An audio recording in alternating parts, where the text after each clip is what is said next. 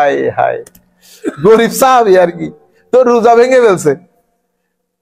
কি কারণে ভাঙছে আমি এটা বলতে পারতেছি না, এখানে আপনারা বুঝবেন। তো ভাঙার পর এখন তার মাথা তো খারাপ হয়ে গেছে, সে খেয়ে ভাঙে নাই, আপনারা বুঝে নেন। তো সে আমার নবীর দরবারে এসে বলতেছে, ইয়া রাসূলুল্লাহ, আমার তো রোজা ভেঙে ফেলছি।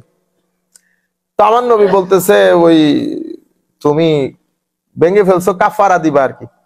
তো কাফারা কিরকম? তো কাফারা হচ্ছে, আমার নবী বলছেন গোলাম আজাদ। গোলাম আজাদ করতে করবো, আমার পকেটে 2 টাকাও নেই। তাইলে তুমি একটা কাজ করো, তো তোমার পয়সা নাই, কোনা পয়সা নেই, তো তাইলে তুমি 60টা রোজা রাখতে হবে। তো ইয়া রাসূলুল্লাহ, বেশি এটা আমি পারবো না। তো আমার নবী বলতেছে, তাইলে তুমি একটা কাজ করো, তুমি মিসকিন খাওয়াই দাও। ইয়া রাসূলুল্লাহ, এই 3 গ্রামে আমার চেয়ে গরিব আর কেউ নেই, আমি ডাকলে তো কেউ আসবেও না। এটা শোনার পরে আমার নবী মুস্কি হাসি দিয়েছে। সুবহানাল্লাহ। মানে সাহাবীর সরলতা দেখে আমার নবীও মুস্কি হাসলেন।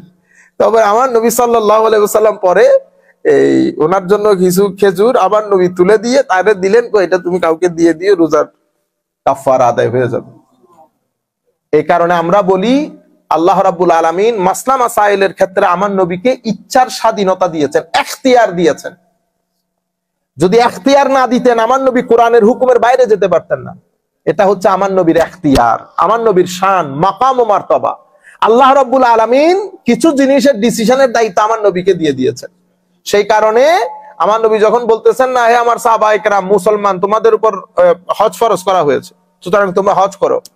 এক সাহাবী উঠে, হযরত বিভিন্ন riwayat-এর মধ্যে এসেছে, ওনার নাম আকরা বিন হাবিস, গরীব সাহাবী। উনি উঠে বসে, ইয়া রাসূল, আফিকুল্লি আমিন ইয়া রাসূলুল্লাহ, আমরা কি প্রত্যেক বছর হজ করব? আমার নবী বলতেছেন, লাউ কুলতু নাম, যদি আমি হ্যাঁ বলে দেই, তাহলে প্রত্যেক বছর হজ করা ফরজ হয়ে যাবে। এবং যদি প্রত্যেক বছর ফরজ হয়, তোমরা সেটা পারবা না, তোমরা সেটা পারবা না। একবার ফরজ, বাকি করলে সেটা নফল হয়ে যাবে, তোমাদের জন্য সওয়াব হবে। যাই হোক, আমার নবী সাল্লাল্লাহু আলাইহি ওয়াসাল্লাম তাইলে এই মাসলাগুলো আপনারা ঘরের মধ্যে গিয়ে দয়া করে একটু ডিসকাস করবেন।